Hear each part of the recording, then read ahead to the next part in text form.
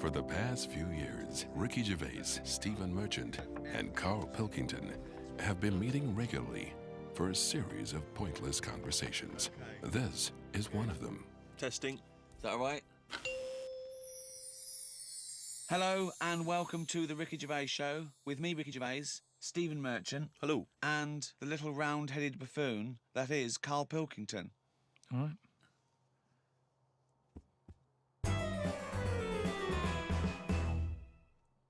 Now, everyone knows over the past sort of like few years, my big pet project, it hasn't been my own career, it's been get Karl famous. Yeah. I want people to recognise him in the street, come up to him and say, you bald-headed mank twat. Well, let me tell you now, Rick, I've on. been out and about, and a lot of people have come up to me and said, has Karl Pilkington got a head like a fucking orange? Well, and I've had to instantly confirm the answer to be yes. But he's had a call. He had a call recently from a film company asking him if he's got any ideas for movies. Now, how desperate, in what dire straits must the British film industry be that they're going, we need Karl Pilkington.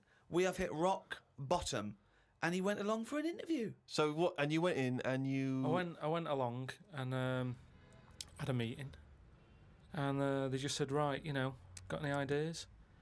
And sort of said, what are you thinking? What sort of thing are you after? Are you after action, thriller, whatever? Because you can provide any of that. I love that he's playing it cool, like you've come to the right person. Yeah. My time's precious, what do you need? Yeah. Yeah, I'm Karl Pilkington, the movie doctor, what do you need, Papa? So, thought of this idea sort of on the spot. Good. That I whiz by them. No, but sometimes that's how good ideas come up, don't they? Just So a lot of yours have come up, yeah. No, but if you just randomly talk, I find that your mouth comes out with stuff. Right, there's another quote. Right. There's another quote. If you talk, your mouth comes out with stuff. That to me stands along with what were those things in Gremlins called? No, but what I mean, if you sit there and try and use your brain to do it, right, it doesn't work the same. Just keep talking. Just keep your mouth talking, and eventually it will come out with something pretty good. That is exactly what Plato said. So anyway, Aristotle, he said, sit down, I've got an idea for you. Aristotle said, Plato, how do I go? Right, just keep talking and eventually your brain will come out with stuff. So what I thought, I just started off by saying like actors' names and that who I thought should be in it, because then that's giving more. It's building. Right, Okay, so who did did you say? So I said, right, I'm seeing Clive Warren. Who the fuck's Clive Warren? Who's Clive Warren? The one who was in Closer. Clive Owen. Clive Owen. Right, all right. Did they look at you like you're a fucking idiot? So they all started trying to figure out, who's this Clive Warren we've not heard about? He must be amazing. He's on Clive Warren, get me Clive Warren on the phone. Get me Clive Warren. And I said Rebecca De Mornay, right? What? Oh, where did that come She from? hasn't been in a film for 15 years, has she? Clive Warren and Rebecca De Mornay. They thought he was a genius. They've never thought of putting Clive Warren with Rebecca De Mornay. But hang on a minute, you could have any film star. This is your fantasy casting, and you choose a bloke that doesn't exist and a woman who hasn't been on TV or in a film for 10 years. Oh, God. Why didn't you choose, someone who existed? J-Lo or someone who's a big star? Oh, God. Clive Warren. Oh, God. Oh, So God. anyway, starts off, and the people, you're seeing into their lives from like the morning. Yeah. So it's like a nice sunny day. Yeah. Radio's on. They're going about the day. They're having the breakfast. They're saying, "Oh, what we're doing tonight?" And you're thinking, "Oh, they've got a nice life." She's like, "Love you" and all that. Yeah. He walks out the house, gets hit by a bus. Oh, So Clive Warren's dead. I don't know if Clive Warren would take that part because he ain't got much to do, has he? No, I don't. If I know Clive Warren, And I think you do. I think I do. Carry on. So he's hit by a bus, so he's dead. He's hit by a bus and that. The titles come up. Oh, It's got you, right? She's Starring devastated. She's Clive Warren. fed up. She's devastated and that. Doctor says Clive's dead. Who's playing the Doctor? Jack Nicholson House. What's that fella who was in Independence Day? Will Smythe. No, the old black fella. Morgan Freeman. Yeah. Get him in. He's Morgan the Freeman, doctor. yeah. He says, "Your husband's dead." She's like, "Oh God." What happens then is he says, "But listen, what we can do now, we can take the brain out." Right. And a fact that I'd read that day before the meeting. This isn't in the film now. This is me. Right, but luckily I read a thing about how the brain can run on half of it. You've actually got a full brain, Some run of it on us half. So this was in my mind still. Well, half your mind, yeah. So I said, what happens is Morgan Freeman says, been working on this. You can run your life on half a brain. Right. She's sort of a bit like, what are you telling me this for now? My husband's just died like 20 minutes ago. Yeah. And he goes, yeah, but if we're going to do this, we've got to act quick. She's like, do what? He says, whilst his brain's not fully dead, because it stays awake for a bit when you've been killed. He's not dead then, fine. No, but Wait. he is, but they found out that Right. it stays awake a little bit. No. So- No, he's gone. You're hit by a bus. Yeah, no, he's dead. If the brain's dead, you are dead. Clive Warren's dead. And if No. the brain's not dead, you're not dead. No, but it's like people in a coma. They're dead, aren't they? But No, the brain's no, dead. No, they're in a coma. No, they're not in a dead. coma. No, they come out of comas, don't All right, then he's in a coma. He's been hit by the bus, but the chances are he's not going to come out of that coma, but his brain is still awake. So change that. That's easily done. Hold on, though. I like this fact that he's in a coma, so they're going, look, he's definitely going to die in this coma. Take the brain out now. Pop the brain out. But why is that such a weird thing when that's what they do now? That's what they do now. What is? That's what they do. What? They do that. What? A brain transplant? No, but when, like, how I've signed that donor card, Yeah. like, if anything happens to me... No. they've There's got the no lot. such thing as a brain donor. Oh, we've explained to you before. Yeah, but they're working on it. They've said something about Einstein. They messed about with his brain for ages, trying to work out if it was full of stuff. That's what they're doing. They're working on that. There's loads of things that doctors are doing that we don't know about. I've seen some weird stuff on the internet. Yeah, I know you have. Yeah. I saw a programme on Channel 5 where a monkey brain was still alive and it was stuck on a stick. And they You were poked watching it. the Magic Roundabout. They poked it and it reacted. Right. So it's still alive. It's being kept alive, and it's only a matter of time. What's the brain linked up to? As long as you can link it up to the eyes, and somehow so it can tell the arms and legs what to do, you're laughing. I love that. Imagine a team full of doctors going, well, we're going to try and do a brain transplant. Carl, as long as you can link this up to the eyes and tell the arms and legs what to do, we're laughing. Cheers, Carl. See you later. Then what happens is they say, do you want half of his brain in your head? Half of his brain in her head. She says, definitely not. I'm having you struck off. She starts screaming. She calls the police. He gets Yeah, arrested. but you'd have said that years ago when people can have, like, someone else's arm put on their body and stuff. Yeah, but he's only in a coma. Yeah. No, but he's not going to come out of that coma. Right. So it's like this or nothing. It's Right. like, look, you know, what we're going to do here, we can either turn the switch off Yeah. or we can put his head in your head. But why would But you... so why... what he does? So what they do then? They're going to take half his brain. Half of his brain, take Put out half of hers, pop it in place. Why would she do that? Because she loves him.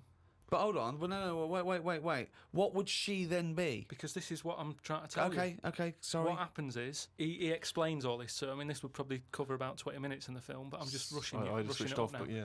No, you wouldn't. This bit would have you. So what... Well, I'd have actually left when I wouldn't have even gone in to see a film starring Clive Warren and Rebecca De Mornay, unless it was 1985. So the thing is, she's the same as you. She says the same thing. She goes, why would I do that, doctor? And he goes, well, what will happen is he's gone, but you'll have his thoughts. So in the morning when you say, oh, I don't know what to have, will I have cornflakes? His bit of the brain will sort of say, Have a Weetabix. have shredded wheat or Yeah. whatever. And she's like, oh yeah, good idea. Sorry. So the point of this film is that the dead man can remind her what breakfast cereal she likes. Yeah. So the thought... What do you mean, she... yes? So that's it, is it? No, that's not the only thing. Wait a minute. This is only Act One. That's just the first bit. Everything's going well. She has it done. So who is she? Is she herself? She's Rebecca De Mornay. Yeah. But now With and again, with him chipping in with a bit of voiceover. So the idea is it's all going well at the beginning, and she's... So she can't decide what So dress to wear. she's had half of her brain taken out and put in a bin, okay? And Clive Warren's half has been put in there. So now she's walking round, okay? So Yeah. she's like a schizophrenic. No, like I say, the brain is alive, so it's all going well when she leaves hospital, Yeah. and she gets the first taste of it, and it's a bit weird to get hold of because she's sort of... I think when she signs herself out, he's sort of fighting, writing his name and stuff, so there's a few sort of technical things that she has to get used to. And does Clive's brain What does know he that think? he's now inside her brain? Does that matter? Well, I would say it matters because Yes. otherwise... Yes, it does matter, Carl. What's he thinking? What's the point of this? Why has she gone along with this? Because she really loves him. But what's in it for him? What does she think? Well, say if I died Yeah. and Suzanne said, go on, I'll have half of Karl's. right? She would wake up in the morning to a thought of me sort of going, oh, you never guess what I've just thought about or whatever. I'd still be there. The rest of your body is sort of waste, isn't it? But Karl, The rest of your body's sort of waste. No, it is kind of. If when someone dies, it's not that person anymore, is it? You can't have a chat with them. So if you could have someone's brain in your head when they're dead, you'd have it, wouldn't you? What are you talking about? Why would I have someone's brain in my head when they're dead? Well, what I've else? got a perfectly good brain. So you're telling me you wouldn't have it done then? Of course I fucking wouldn't. I Why can would also categorically state I wouldn't either. Yeah, but you're saying that now, but once you're in that position that someone who, you know, you love and that dies, if the doctor said, do you want it? No! And you've I go, no! It's madness! I don't think you It's would. madness! All right. So, tell me a typical bit of dialogue. Well, we've done the breakfast scene. that was dynamite. Yeah. That's fucking Oscar winning. Yeah, can we do lunch? There may be like at the funeral, because even though the brain's still alive, they still have the funeral, and you can have like a funny bit where they stood around the grave and like there's some relation there who he doesn't like, and she can start laughing, and the family are looking at her going, why is she laughing? Yeah. And she's sort of laughing, and he's saying something a bit rude, going, look at her head. Do you know what I mean? Yeah. Looks like a Stuff on the fucking family. Yeah. Little cameo for you. Yeah. And so you have all that, and people are sort of liking the film, thinking, oh, it's quite funny, this. Yeah. And then you hit them hard. It's the most ludicrous idea for film I've ever heard. It's the maddest.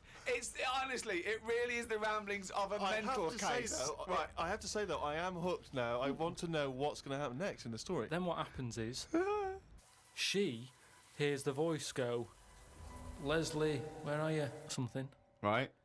Her name's not Leslie. No. No. So she's thinking, who's Leslie? Yeah. So in her mind, she's going, who's Leslie? He's going, oh, So he's thought, hang on, I've let something slip. I've here. let something slip. So she's going, answer me. Oh. He goes quiet on her. Oh. So He was having an affair. this is the thing. So she's trying to hunt down Leslie. and he's got to stop her thinking it. then what happens is, I mean, you know, Where your Bex? So he's got to hunt down Leslie. so she's got to hunt down Leslie. It's a woman, is it? Another Leslie, or It's is it a another bloke? woman. Right. But what happens is, I mean, without ruining the end for everyone, what would sort of happen is, Oh yeah, because we don't want to ruin it for them, because this will be filling the multiplexes in no time. No, it's the greatest love story ever told, set in a head. but listen, let's just get to hang the on a end. sec though, Karl. I don't. Yeah, you've got to tell us the end. I don't think you can let people No, come on, listening come on, what's hanging the on end? waiting for the film. Just let your mouth talk. Right, so what I said was, maybe what happens is, his brain is more powerful than hers. Right. How is there power? Why is there no power involved? What I mean is, her brain was running the rest of her body. Now he's His taking brain, over. that gets more powerful and overrules her body. Okay. Yeah. She then fancies Leslie. So it's a lesbian hold on, film. this is building up to a lesbian love. So what the? Well, it's what? trendy, isn't it, that? So just have a bit of that at the end. And So hold on. So he overpowers her, so she is now a lesbian. What's Leslie getting out of this? Why does Leslie think, hold on, why is my Because- dead lover's wife coming on to me? because this is what I'm saying to you, it's relationships, it's the love of two brains. Right, okay. Again, can anyone the out there, can we strapline. make that into it? That's a quote. The relationships is a love of two brains. Well, it's- now, he's got something there. He's got something Yeah. there. But my point is this. Why is Leslie suddenly turned lesbian? Because she loves the brain. But does she know this is Clive Warren? Rebecca will say something now and again, like, oh, I like me Minge. I like my food done like this or whatever, and it's all about Dave I like likes my it. food cooked. Wait a minute, Clive Warren on this food cooked. Yeah, I'm in two minds about this bacon. Yeah, What I'm I going mean to turn is into a lesbian. People Shredded wheat. people like what they like, and it's the same way, like I've said to you before, with someone who's been going out with a woman, and then is found out that she's got a twin sister, and they divorce that first twin and go out with the other twin. It's all the same. You're after the same thing, aren't you? Yes, but that. When a cat dies, you buy another one. It's the same thing. You want that same. Yeah, but you love don't to necessarily something. switch your sexual orientation. In the case of your twin scenario, they both look the same. Yeah. Has there ever been one where it's a twin boy and girl? Go, well, I was going out with her, but I mean, he looks a bit like her. Yeah. I loved boobs, now I like cock. This is your problem. You don't know anything. And this theory about if your mouth talks enough, the brain will kick in soon. It hasn't. Oh, chimpanzee, that is running down again. Extracts from his famous diary. box jellyfish, crocodiles, snakes, blue ring octopus, red-black spiders, funnel web spiders, great white sharks. Just some of the reasons that put me off going to Australia. Every creature is bigger and angrier than anywhere else on the world. I put it down to two things. One, it could either be because spiders and snakes and the like normally hide under rocks. The Earth is one big rock. Australia's at the bottom of the big rock, and they're trying to hide under it. Carl, you are a maniac. It's just thinking about it, thinking about where spiders go and that works, doesn't it? No. Why doesn't that work like a Because there's rock? no real upside down and bottom of the Earth, is it? It's all relative to what? It's relative to what? A map that you saw. Well, it's a coincidence, isn't it? No, right, okay, read on. I've heard that a lot of people go camping in Australia, which I think's mental. If I was to fly all that way, I'd want a decent bed. Plus, I wouldn't be camping in a place where there are killer spiders wandering around. I agree. I've only been camping a few times, and each time I was glad when it was over. The last time was last year in Lyme Regis. Yeah. When did you go camping in Lyme Regis? Last year. It's all right, Lyme Regis, but it was all a bit of a nightmare because I was going with my mate, and he said he knew someone who knew someone who had a bit of land in the garden. We had a bit of land in the garden. What's the point, though, innit? You know, what's the point of camping in someone's garden where there's a sort of like a spa down the road and like a pub? No, because you're by the sea, aren't you? It's getting away from it all, seeing the world. It's not if you're in someone's front garden. No, back. Oh, sorry. Well, there's even less to see except 3 fences. No, but it's private, isn't it? So the thing is, he said, oh, it's a great garden, the owners are away, and there's a toilet, an outside toilet that they have Getting for, like, away when they from have it, innit? parties Yeah. and stuff. So we get there, and this lad who knew about this bit of land, Someone's back garden. well, yeah, said, oh, you can't use it, they haven't gone on holiday. So now you're stuck in the middle of a big civilised conurbation called Lyme Regis. How are you going to survive? Well, we ended up just sort of keeping on the beach. But Did you pitch your tent on the beach? put the tent on the beach. We found somewhere where there was a load of rubbish. So we thought, nice. That's the place to go, Oh, yeah. lovely. No, A but municipal tip. What was it? Was it chemical waste or just like, you know... no, just um, Coke was it just cans and syringes stuff. and, lovely. But listen, though, baby you've got to diapers, think sure. about that. Rusty, some rusty. If there's rubbish there, it means it was a good place to camp. Why? Why? Because other people have camped there. Right. So that's how you've got to look at it. It's a way. That's like a little tip of. So you could have slept first in a thing- public lavatory. Yeah. This one's nice. What? It's covered in shit. Means other people have had a shit here. Welcome to our 5-star hotel. You'll notice vomit over all the fucking walls. So that means people have had a good time here. They got right pissed up and threw their lungs up. So that's where we put down the tent. We put down the tent there, and then Some what was people put up annoying a is tent, he puts down a tent. we what's her name? We It was already up. It He was carried already it all they the way carried it all from the way London. there and they went, let's pack it down. Yeah. the weird thing was, as soon as we set up, some other people turned up. Oh, they saw the rubbish tip. Holiday makers, They started setting up their tents. And we're like, Yeah. oh. No, look, there's some nappies over there. Yeah. Nearer the nappies. And they offered us some sausages. All right. My mate said, "Oh, ignore them. That's like code for swingers." What? No! What? So there were some people cooking some sausages, Yeah. saying, "Would you like the sausages? We've made too much." And you It's said, just "No, that that's thing. code Don't for talk swinging." to strangers. It's like we want to get away from it all. Yeah. We don't want someone. You know, it starts off with sausages, doesn't it? And then before you know but what do these people look like? they were about 45. Who are they there? A man and a woman. A man and a woman. So what was in it for the bloke? Some people like that, don't they? That don't means know. you say, right, I want the bald one, love. If it's like wife swapping, shouldn't one of you be a wife? No, but I don't know all the rules and that. But He's just got a real thing for fucking oranges. and we didn't want any sausages anyway, so we just sort of I said, don't believe sausages is a Is a code for code for swingers. swingers. Because eventually, how many times do they give someone sausages and they go, well, get your pants off. And they go, well, we just have some sausages. They go, oh, this isn't working, this code. But why we need would a better they be, code. Why would we be being offered sausages? Because they're nice people and they're making sausages. Makes you wonder. We don't. Let's not trust these people. Let's move our tent nearer to the corpse. So yeah, that was the camping. September 30th.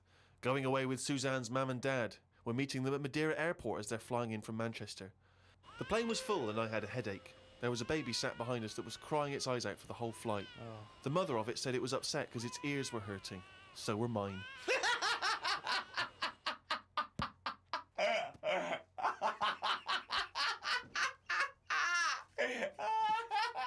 Oh, God. went to try and find a supermarket. Suzanne's man was having a go at her dad because he didn't have a shirt on. She said he looks a mess and is embarrassed to be seen with him. It's their Ruby anniversary tomorrow. That's why we went away. Oh, yeah. I bought a fan to put in our room to drown out the sound of the mopeds. I've heard Wayne Rooney does the same thing with a vacuum cleaner. What? If you've just got a noise that's constant, it makes you nod off. And it drowns out every other background noise. So all you've got is, like, if it's a vac, it's just... And if that's constant for, like, all night, you just nod People off. next door going, they've got their vacuum cleaner on again. But poke the chickens. That's how nuclear wars start.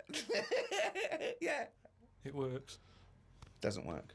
We watched... Earplugs, drown out everything. I've tried them. I didn't like it, did I? Why not? Because I could hear my heartbeat.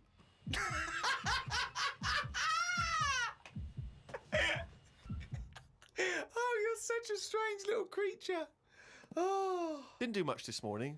Just sat by the pool, saving insects that flew into it. I'm gonna die like fucking Noah. That's why you see nothing go. How were you saving them? Did you wait for them to hit the water, then fish them out, or you grab them in the air? Stuck my finger on the top. They grabbed on, lifted it off. And what, when it, like some sort of insect lifeguard, you'd see someone landing and you'd go, right, that's me, and you'd go in there. But it's hard to turn a sort of a blind eye to stuff like that because you know that's something, you know, you're witnessing death. And if you can save something, you do, don't you? You do your bit. And at night, I'd sort of think, have they learnt the lesson or will they be back and will they be dead in here tomorrow? But if they can get an extra day, I've done my bit. I can't do more than that. I'm on holiday, do your bit. I'm lucky enough to see the world, do your bit. I love it. I did my bit. I love it. I love it. I love the fact that he was running around saving flies and things. Is there something? There's something so sort of. Meanwhile, an old lady drowned. Yeah. While he was saving a beetle.